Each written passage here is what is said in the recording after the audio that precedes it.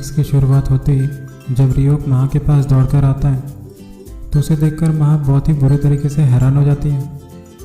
और इससे पहले कि दोनों एक दूसरे से कुछ कह पाते, शिम और यूरी भी वहाँ पर पहुँच जाते हैं और उन दोनों को साथ में देख लेते हैं जो कि सीढ़ियों से ऊपर आ रहे होते हैं। उन्हें अपने करीब आते हुए देखकर महा रियोक का हाथ को पकड़ लेती है और वो दोनों वहाँ से दौड़कर कुछ दूरी में जाके छुप जाते हैं।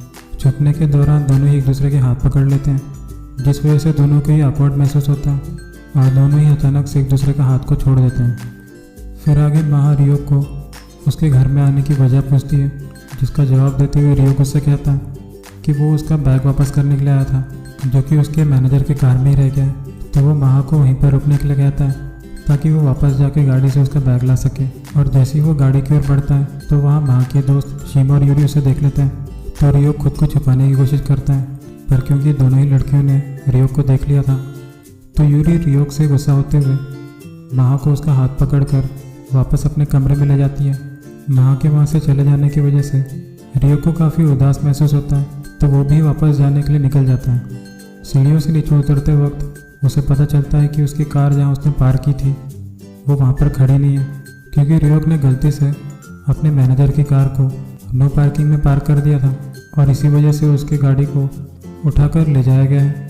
कमरे में वापस आने के बाद यूरी महा के मोबाइल को लेकर उसकी और रियो की कही हुई बातों को पढ़ रही होती है। तो महा उन्हें बताती है कि कैसे उसका और रियो का बैग एक्सचेंज हो गया था। यूरी को सारी बातें अच्छे से समझ में आ जाती हैं, पर इसके बावजूद वो महा को समझाते हुए कहती है कि तुम्हें रियो के ज़्यादा करीब रहने की ज़रूरत नहीं है, क्योंकि उसके और रियो के साथ होने की अफवाह पहले ही उड़ चुकी है और अगर दोबारा से उन दोनों को एक साथ देख लिया गया तो ये सारी बातें टी पार्टी ग्रुप के लिए काफ़ी बुरी साबित हो सकती हैं। तो वो महा को अपना नंबर चेंज करने के लिए कहती है, पर शिम को लगता है कि यूरी अब कुछ ज़्यादा ही सख्ती कर रही है। जिसके बाद यूरी शिम पर गुस्सा होते हुए कहती है कि हमने जो लाइफ में सेक्रीफाइसेस किए हैं इस मुकाम तक पहुंचने के लिए वो हमें भूलना नहीं चाहिए। और बस तभी शिम कहती है कि एनी के साथ भी ये सब हुआ था, जिस वजह से आज वो उनके साथ नहीं है और अब अगर वो दोबारा से महा के साथ ऐसा करते हैं तो शायद महा भी उनके साथ ज़िंदगी भर ना रहे। उन दोनों की पूरी बातें सुन लेने के बाद महा उन दोनों को चुप रहने के लिए कहती है और आगे उन दोनों से एक वादा करती है कि कुछ ही दिन में सभी चीज़ें वापस से ठीक हो जाएंगी। इसके बाद हम रियोक को मैनेजर जुन के कार में बैठे हुए देखते हैं, क्योंकि रियोक ने मैनेजर जुन को कॉल लगाकर उनसे मदद मांगी थी और अब उनकी कार उन्हें वापस मिल चुकी है। और तभी मैनेजर जुन रियोक पर और भी ज़्यादा गुस्सा होते हैं, क्योंकि दिन ब दिन उसकी हरकतें और भी अजीब होती जा रही हैं। जिसके बाद रियोक महा का बैग को ढूंढना शुरू कर देता है और वो बैग उसे उसके कार में कहीं पर भी नहीं मिलता। तो मैनेजर जुन उससे कहते हैं कि वो बैग मेरे पास है और बैग तो मैं कभी नहीं दूंगा। तो फिर आगे मैनेजर जुन रियोक को बॉक्सिंग प्रैक्टिस के हॉल में ले आते हैं, जहां वो रियोक से महा या फिर मैनेजर जुन को चुनने के लिए कहता है, क्योंकि कई बार समझाने के बावजूद रियोक मैनेजर की बात नहीं सुन रहा है। तो रियोक मैनेजर जुन से कहता है कि वो दोनों में से किसी को भी नहीं चुन सकता, क्योंकि दोनों का ही उसकी ज़िंदगी में बहुत बड़ा महत्व है। और आगे वो मैनेजर जुन को सज़ा के तौर पर रियो को पंच मारने के लिए कहता है। तो मैनेजर जुन उसे पंच मारने ही वाले होते हैं, लेकिन एम वक्त में वो खुद को रोक लेते हैं। वहीं दूसरी तरफ हम महा को देखते हैं, जिसके कमरे में शिम और यूरी सो चुके हैं, पर उसे रात को नींद नहीं आ रही है, क्योंकि उसके ख्यालों में बार बार रियोक आ रहा है। और अगली सुबह ब्रेकफास्ट के दौरान कोई भी किसी से बात नहीं करता। तो जिहाक उन तीनों से कहते हैं कि अगर तुम तीनों आपस में लड़ोगे तो इसमें किसी का कोई फ़ायदा नहीं होने वाला। और आगे वो उनसे कहते हैं कि उन्हें एक सिटकॉम करने का मौका मिल रहा है, जिसे टीवी पर भी दिखाया जाएगा। यूरी को टीवी शोज़ करने में कोई दिलचस्पी नहीं, तो मना कर देती है। और क्योंकि शिम को अभी भी कॉन्फिडेंस नहीं है तो वो भी नहीं करना चाहती। और सबसे आखिर में बस महा बच जाती है, जिसे न चाहते हुए भी हाँ कहना पड़ता है। इसके बाद एनर्जी एंटरटेनमेंट के ऑफिस में मैनेजर जून सीईओ पार्स को रियोक के शेड्यूल्स के बारे में बताते हैं, जहां वो सीईओ पार्स से कहते हैं कि पार्स के कहने पर मैनेजर जून ने रियोक को जितने काम मिल सके उतने सभी कामों में उसे फिक्स कर दिया है। मतलब कि एनर्जी एंटरटेनमेंट में मिलने वाले सारे प्रोजेक्ट्स, जैसे कि TV shows, sitcoms, live performances. और इसी वजह से रियोक को थोड़ा भी समय नहीं मिलेगा ताकि वो रिलैक्स कर सके। मैनेजर जुंग ये सारी चीज़ें इसलिए करते हैं और ताकि रियोक का ध्यान बस काम पर रहे और वो चाहते हुए भी माँ के बारे में ना सोच पाए। मैनेजर जुंग के इस बर्ताव को देखकर पार्स भी काफ़ी हैरान हो जाते हैं और आगे वो अपने सेक्रेटरी को कॉल लगाते हैं इस बात को कंफर्म करने के लिए कि मैनेजर जुंग की तबीयत तो ठीक नहीं है। तो फिर आगे हम मैनेजर जुंग को रियो को कहीं ले जाते हुए देखते हैं, जिसके बाद हम रियो के मोबाइल में महा को किए हुए कई सारे मैसेज देखते हैं जहां उसे महा का एक भी मैसेज से रिप्लाई नहीं आता। और तभी रियोक को उसके सीट के आगे कैमरा दिखता है। लेकिन तभी मैनेजर जुन कहते हैं कि तुम ज़्यादा सोचो मत, वो कैमरा अभी ऑफ है। शूटिंग लोकेशन में पहुंच जाने के बाद रियोक वहां पर नहीं रुकना चाहता। वो वहां से भागने के लिए कार में बैठने की कोशिश करता है, पर मैनेजर जुंग उसे जाने नहीं देते। और आगे उसे पता चलता है कि उसे वाइल्ड लाइफ सर्वाइवल एपिसोड बनाना है, जहां वो पूरे एक एपिसोड में बिना मॉडर्न डे इक्विपमेंट के सर्वाइव करेगा, जिस वजह से उसे खुद का खाना बनाना पड़ेगा और कपड़े भी धोने पड़ेंगे। रियोक वहाँ से चले जाना चाहता है, लेकिन जब टीवी शो की एंकर और कैमरामैन दोनों ही उसके सामने आ जाते हैं तो वो शांत हो जाता है। जिसके बाद मैनेजर जुन रियोक के जेब से मोबाइल निकाल के उसे भी अपने साथ ले जाते हैं। और उसी दौरान हम महा को एक मोबाइल शॉप में देखते हैं, जो कि नए मोबाइल के साथ साथ एक नया सिम खरीद रही है। शॉप का मालिक महा को पहचान लेता है और उसे ऑटोग्राफ के लिए पूछता है, जिसे महा खुशी खुशी ऑटोग्राफ दे देती है। कॉफ़ी शॉप में वापस आ जाने के बाद महा अपना नया फ़ोन और नंबर जिहा को दिखाती है, जिसके बाद शिमा और यूरी उसे खुशी से गले लगा लेते हैं, क्योंकि महा ने बिल्कुल वही किया जो उसके ग्रुप के लिए सही था। फिर आगे हम स्पार्कलिंग ग्रुप्स को देखते हैं, जहां यूजिन को द किलर नाम की मूवी में एक साइड एक्टर का छोटा सा रोल मिला, जिसका लीडिंग हीरो रियोक होने वाला है। और इसी वजह से यूजिन को घबराहट महसूस होती है, क्योंकि यूजिन और रियोक की बिल्कुल भी नहीं बनती।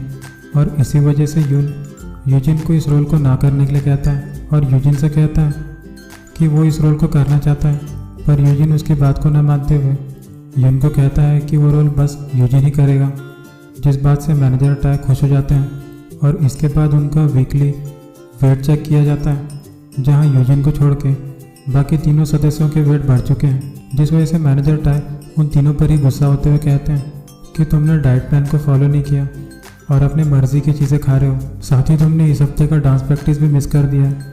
और आगे वो उन्हें 7 दिन देते हैं, मतलब कि 1 हफ्ता, जिसमें उन तीनों को अपना वेट लूज़ करना पड़ेगा, वरना फ्यूचर में आने वाले प्रोजेक्ट्स उन्हें नहीं मिलेंगे। जिस बात से वो तीनों ही परेशान होते हैं, क्योंकि इस इंडस्ट्री में उन्हें बने रहने के लिए एक फिट बॉडी को मेंटेन करना ज़रूरी है। और ये चीज़ उनके कॉन्ट्रैक्ट में भी उन्होंने साइन किया होता है। और उसी वक्त हम रियोक को जंगल में देखते हैं, जो कि खाने पकाने के लिए लकड़ियों को ढूंढ रहा होता है। और काफ़ी घंटे तक ढूंढने के बाद जब उसे लकड़ियाँ मिल जाती हैं तो वो कुल्हाड़ी का इस्तेमाल करके उन लकड़ियों को तोड़ता है, जहाँ आग जलाते समय उसके आंखों में जलन महसूस होती है और वो नूडल्स को पकाता है। पर नूडल्स के पक जाने के बाद वो जैसे ही कढ़ाई को अपने हाथों से उठाने की कोशिश करता है तो बर्तन गर्म होने की वजह से उसके हाथ से गिर जाते हैं, जिस वजह से रियोक को और भी ज़्यादा गुस्सा आता है, क्योंकि उसने सुबह से कुछ भी नहीं खाया था। और आगे जब रात को रियोक सोने वाला होता है तो उसके अपने आंखों के सामने एक और कैमरा दिखता है, जिसे देखने के बाद उसे और भी ज़्यादा गुस्सा आता है और वो रात भर सो नहीं पाता। और उसी वक्त महा को भी रियोक की याद आ रही है, जिस वजह से वो उस बॉक्स की तरफ देखती है जिसके अंदर उसने अपना पुराना मोबाइल रखा है। जिसके बाद वो अपने दोस्तों से नज़र छुपाते हुए उस फ़ोन को बाहर ले आती है और उसे स्विच ऑन करती है, इस बात को चेक करते हुए कि कहीं रियोक ने उसे मैसेज तो नहीं किया। पर रियोक के फ़ोन से उसे एक भी मैसेज नहीं आता, क्योंकि मैनेजर जुन ने जाने से पहले रियोक का फ़ोन अपने साथ ले लिया था। जिसके बाद हम रियोक को अकेला बैठकर महा को याद करते हुए देखते हैं। फिर अगले दिन जब यूरी सियोक के स्टूडियो में जाकर उसके साथ काम करने के लिए तैयार हो जाती है, तो वो काम करने के लिए सियोक के सामने एक शर्त रखती है, जिस पर सियोक उससे पूछता है कि कैसी शर्त। तो वो सियोक से म्यूज़िक सीखने की चाहत बताती है, जिसकी शर्त को सियोक मान लेता है। यूरी के वहाँ से जाते वक्त बैंक वहाँ आ जाता है, जो शायद यूरी को ही देखने के लिए आया था। जिसके बाद सियोक उससे कहता है कि यूरी अभी थोड़ी देर पहले आई थी। तो बैंक सियोक का वीकली शेड्यूल देख के ये बात पता कर लेता है कि कौन सा टाइमिंग में यूरी उससे मिलने के लिए आने वाली है। और इस बात को जान लेने के बाद वो मुस्कुराने लगता है। जिसके बाद रियोक की शूटिंग ख़त्म हो जाती है और मैनेजर जो उसे लेने के लिए आते हैं। उनसे मिलने के बाद रियोक सबसे पहले अपने मोबाइल को चेक करता है, जिसके बाद वो महा को एक साथ कई सारे मैसेजेस करता है और उन कई सारे मैसेजेस में वो उसे कॉल करने के लिए भी कहता है। फिर आगे हम महा को जिहा के साथ कहीं पर जाते हुए देखते हैं और रास्ते में महा को एक बस के ऊपर रियोक का पोस्टर दिखता है। उस पोस्टर को देखने के बाद उसे रियोक का और भी ज़्यादा याद आता है। एजेंसी पहुंच जाने के बाद वहां लालिमा सबसे पहले महा को अलग ले जाकर उससे बात करती है, जहां लालिमा उससे पूछती है कि महा ने उसका कॉपी करना क्यों शुरू किया। तो महा जवाब देते हुए उसे कहती है कि वो लालिमा जितना मशहूर होना चाहती है और कैसे लालिमा उसके लिए एक रोल मॉडल है और बस इसी वजह से वो उसकी नकल उतारती है। तो लालिमा सबसे पहले हंसती है और बाद में माँ से कहती है कि वो भले ही लालिमा की अच्छी कॉपी कर लेती है और उसे रियोग के साथ काम करने का मौका भी मिल गया होगा, पर उसे उसकी भलाई के लिए रियोग से दूर रहना पड़ेगा क्योंकि लालिमा रियोग को पसंद करती है। और ये सब कह देने के बाद लालिमा वहाँ से उठ के चले जाती है। लेकिन तभी माँ लालिमा को रोकती है, पर वो उससे कुछ कह नहीं पाती।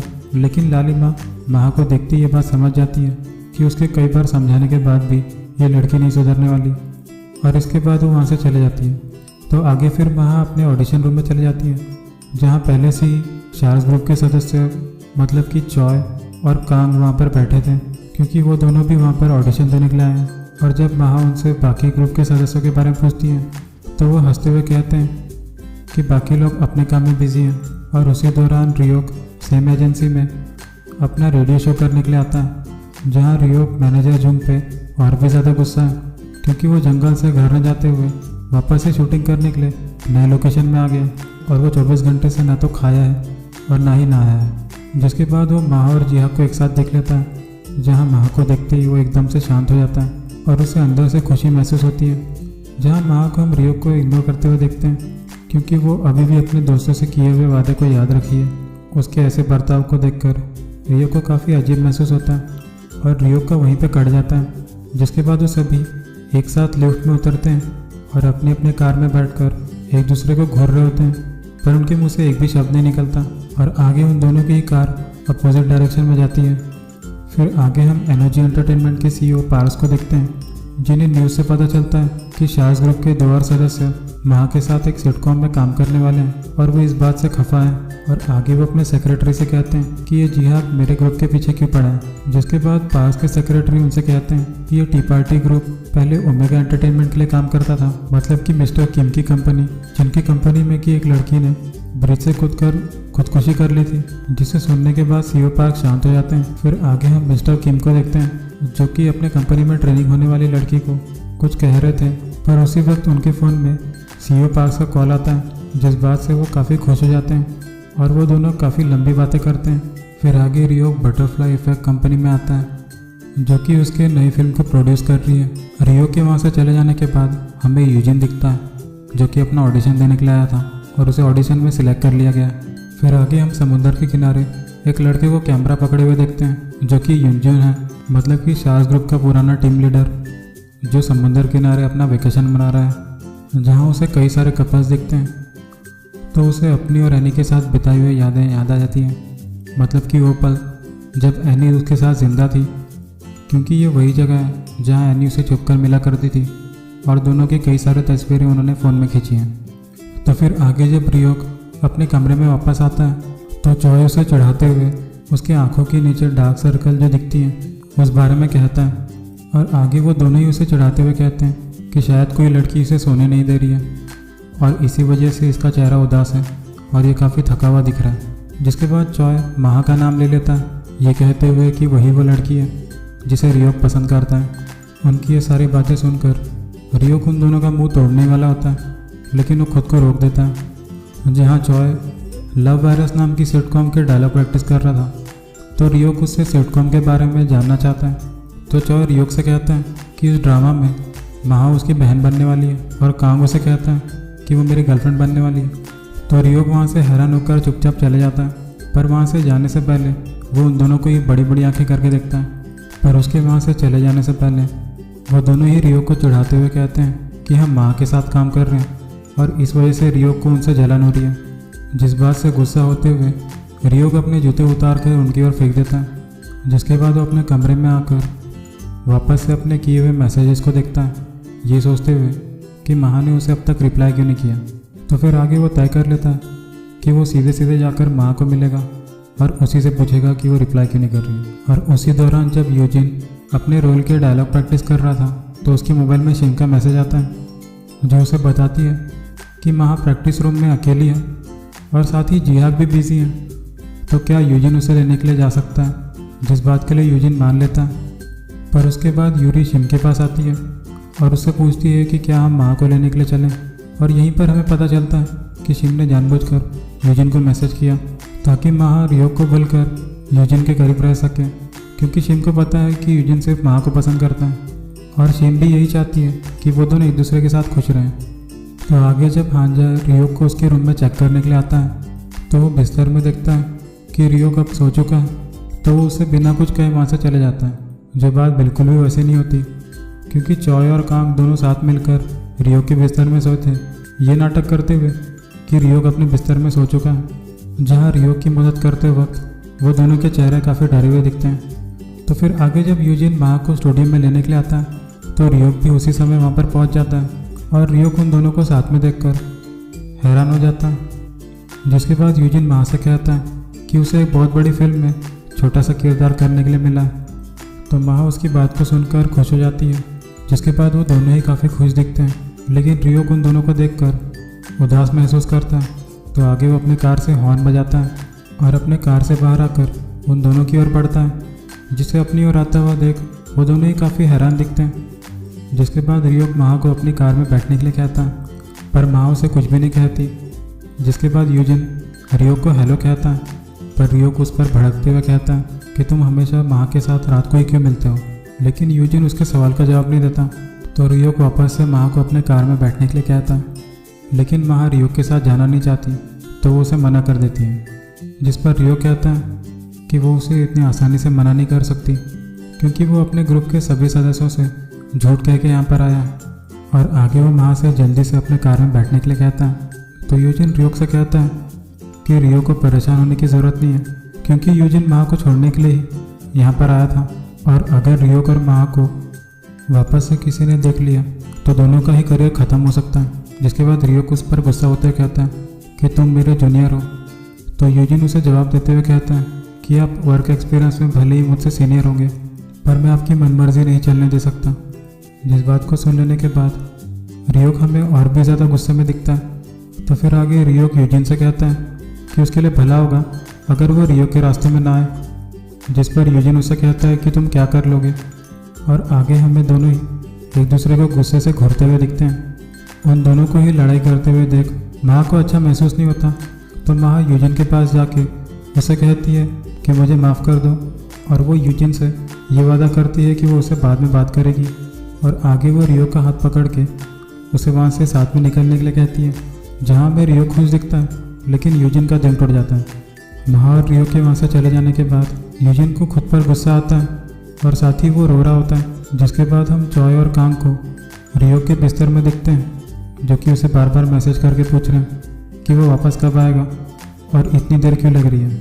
और तभी हांजा रियोक के कमरे में आके उसके बिस्तर से ब्लैंकेट को जैसे ही उठाता है, तो उसे देखने के बाद चॉय और कांग दोनों ही हैरान हो जाते हैं। जिसके बाद वो दोनों ही कहते हैं कि इसमें हमारी कोई गलती नहीं है। इसके बाद हांजाई को उन दोनों पर ही बहुत ज़्यादा गुस्सा आता है। महा को घर ड्रॉप करते वक्त रास्ते में हमें रियोक खुश दिखता है, जो आगे महा से कहता है कि तुमने मेरी साइड लेके अच्छा किया। तो महा उससे इसका मतलब पूछती है कि तुमने यूजिन और मेरे में से किसी एक को चुन लिया, बिल्कुल एक समझदार लड़की की तरह। जिस बात को सुन लेने के बाद महा भी बहुत खुश होती है। जिसके बाद वो रियोक को उसके यहाँ आने की असली वजह पूछती है। बातों को न घुमाते हुए रियोक उसे सच कहता है कि वो महा को मिस कर रहा था, जिसे सुनने के बाद हमें महा हैरान दिखती है। तो आगे रियोक उससे पूछता है कि महा ने उसके मैसेजेस का रिप्लाई क्यों नहीं किया। और आगे वो उससे पूछता है कि अगर उसने कोई नया नंबर ले लिया तो उसे वो नया नंबर भी चाहिए। जिस बात से महा बहुत ज़्यादा हैरान होती है, क्योंकि उसने रियोक को कभी भी नहीं बताया था कि उसने एक नया नंबर लिया। और आगे जब वो रियोक से पूछती है कि उसे ये सब कैसे पता चला, तो रियोक उसके सवाल का जवाब नहीं देता। और क्योंकि महा उसे अपना नया नंबर नहीं देना चाहती है, तो वो गाड़ी को वहीं पर रोकने के लिए कहती है। लेकिन रियोक उसकी बात नहीं मानते हुए उसे उसका नंबर मांगता है। जिसके बाद महा रियोक को गुस्से से देखती है, पर रियोक उसे देखकर मुस्कुरा रहा होता है, क्योंकि महा को गुस्से में देखकर उसे काफ़ी मज़ा आ रहा था। और साथ ही उसने इस बात का बदला भी ले लिया, क्योंकि महा उसके मैसेजेस का रिप्लाई नहीं कर रही थी। तो आगे महा उसे अपनी असली परेशानी बताती है, क्योंकि महा ने शिम और यूरी से एक वादा किया कि वो रियोक से दूर रहेगी। जिस बात को सुन लेने के बाद रियोक बहुत ज़्यादा हैरान हो जाता है और आगे पूरे रास्ते भर वो दोनों ही शांत रहते हैं। जिसके बाद यूजिन जब अपने कमरे में वापस जा रहा होता है, तो उसे यून के किसी और लड़की से बात करने की आवाज़ सुनी आती है, जो कि अपने गर्लफ्रेंड को कहता है कि वो बस उसे इसी वजह से डेट कर रहा है क्योंकि वो एनर्जी एंटरटेनमेंट में ट्रेनिंग ले रही है और आगे जब वो उससे बात कर ही रहा होता है तो उसे पता चलता है कि यूजिन वहाँ पे खड़े होके उसकी सारी बातें सुन चुका है। तो आगे यूजिन उसे धक्का देकर वहाँ से चले जाता है, जिसके बाद यून को यूजिन पर और भी ज़्यादा गुस्सा आता है।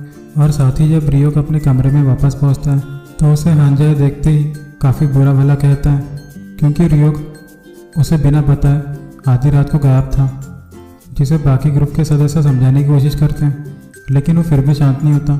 जिसके बाद रियोक उसे माफ़ी मांगता है और वहाँ से चुपचाप अपने कमरे में चले जाता है। जिसके बाद वो रियोक को चिल्लाते हुए कहता है कि उसे इस बात को याद रखना चाहिए कि वो शाज ग्रुप का मेंबर है। अगली सुबह जॉगिंग करते वक्त माँ को लालिमा की कही हुई बात याद आती है, क्योंकि लालिमा ने उसे कहा था कि वो रियोक को पसंद करती है। जिस बात को याद करते हुए माँ काफ़ी उदास दिखती है। जिसके बाद माँ को एक फ्लैशबैक आता है जहाँ रियोक माँ को छोड़ने के लिए आधे रास्ते तक उसके घर पैदल चलता था और उसे बाय कहे बिना वहाँ से जाता नहीं था। रियोक को लेकर माँ के दिल में पहले से ही फीलिंग्स होती हैं, जो कि उसे कई साल के बाद पता चल रही हैं, पर क्योंकि कंपनी के पॉलिसीज़ के हिसाब से वो रिलेशनशिप में नहीं आ सकते, तो इस बात से वो काफ़ी दुखी हो जाती है। उसके साथ साथ रियोक का भी वही हाल होता है। तो अगले दिन से ही वो शूटिंग में पहुंचकर अपने काम में ध्यान देता है। शूटिंग ख़त्म हो जाने के बाद जब वो आराम कर रहा होता है तो यूजिन उसके करीब आकर उससे कहता है कि वो भी इस मूवी में एक छोटा सा रोल करने वाला है। जिस बात को सुन लेने के बाद रियोक उसे अपने साथ प्रैक्टिस करने के लिए कहता है, जहाँ रिहर्सल के दौरान दोनों एक दूसरे को असलियत में मार रहे होते हैं, क्योंकि दोनों ही माँ को पसंद करते हैं और एक दूसरे से नफरत करने की वजह से वो बिल्कुल भी पीछे नहीं हटते। जहाँ रियोक को लगता है कि माँ ने यूजिन की वजह से उसे ना कर दिया, और उसी वक्त यूजिन को ये लग रहा है कि रियोक सब कुछ जानते हुए भी उन दोनों के बीच में आ रहा है। यूजिन को लगता है कि वो रियोक से ज़्यादा माँ को जानता है और वो माँ का पुराना दोस्त है, जबकि उसे ये बात नहीं पता कि माँ और रियोक एक दूसरे को कई साल से जानते हैं। फिर आगे हम माँ को प्रैक्टिस रूम में देखते हैं और तभी शिव वहाँ आकर उन दोनों को ही तैयार होने के लिए कहती है, क्योंकि उसका कहीं बाहर जाने का प्लान है, जिस बात से उन दोनों को ही हैरानी होती है। फिर आगे हम रियोक को अपनी शूटिंग के दौरान एक फाइट सीन करता हुआ देखते हैं, जहाँ फाइट सीन के दौरान उसे यूजिन को 2 पंचेस मारने हैं और उसके बाद एक किक मारनी है, जो कि उन्होंने रिहर्सल में भी किया था। लेकिन उसी दौरान महाशिम और यूरी वहाँ पर पहुँच जाते हैं, जहाँ शूटिंग के दौरान महा जैसी यूजिन का नाम पुकारती है तो वो उसकी तरफ हाथ हिला के हेलो कहता है। जिसके बाद रियोक डायरेक्टर के पास जाके उनसे पूछता है कि क्या रियोक और उसका फाइट सीक्वेंस थोड़ा और लंबा नहीं किया जा सकता, जिस पर डायरेक्टर उससे कहते हैं कि उसे उस सीन को ऐसे ही परफॉर्म करना पड़ेगा जैसा कि लिखा गया है। तो वो शांत हो जाता है। जिसके बाद हम सभी एक्टर्स को फाइनल कट देने के लिए तैयार होते हुए देखते हैं, जो सभी अपने कार में बैठ गए हैं। तो आगे महा डायरेक्टर के पास आके उन्हें हेलो कहती है, जिसे देखते ही डायरेक्टर पहचान जाते हैं, क्योंकि महा ने उनके लास्ट फिल्म में काम किया था। पर वहीं पर हमें मैनेजर जुन दिखते हैं, जो कि इस बात से खफा है कि उनकी लाख कोशिश करने के बावजूद महा रियोक से दूर नहीं रह सकती। फिर आगे शूटिंग की शुरुआत हो जाती है, जहाँ रियोक अपनी कार में बैठे हुए यूजिन और बाकी गुंडों से दूर भाग रहा होता है। लेकिन तभी शूटिंग के दौरान उसकी नज़र महा पर पड़ती है और उसका शूटिंग से ध्यान हट जाता है, जिस वजह से उसका कार का एक्सीडेंट हो जाता है और उसकी कार 2 बार पलट जाती है, जिस वजह से रियोक के सिर से खून बहना शुरू हो जाता है। और बस यहीं पर शूटिंग में सभी लोग उसकी तरफ दौड़ते हुए जाते हैं और आगे शूटिंग को रोककर उसे कार के बाहर निकाला जाता है। इन सभी चीज़ों को देख लेने के बाद महा बहुत ज़्यादा हैरान हो जाती है और बस यहीं पर पार्ट 6 का एंड हो जाता है। पर इसके बाद हमें देखने के लिए मिलता है कि जब एंजुन और जेनी दोनों ही एक सीक्रेट रिलेशनशिप में थे, तो शाज ग्रुप के लीडर हानजाए ने उन दोनों की सीक्रेट अफेयर की बात कंपनी के सीईओ मिस्टर पार्क को बता दी थी, क्योंकि वो सीईओ पार्क्स का चमचा है, जो कि ग्रुप मेंबर के साथ रहकर उनके बीच होने वाली सभी चीज़ें पार्क्स को बताते रहता है। जिस बात को सुन लेने के बाद सीईओ पार्क्स का भरोसा हानजाए पर और भी ज़्यादा बढ़ गया था और बस यहीं पर पार्ट 6 का अंत हो जाता है।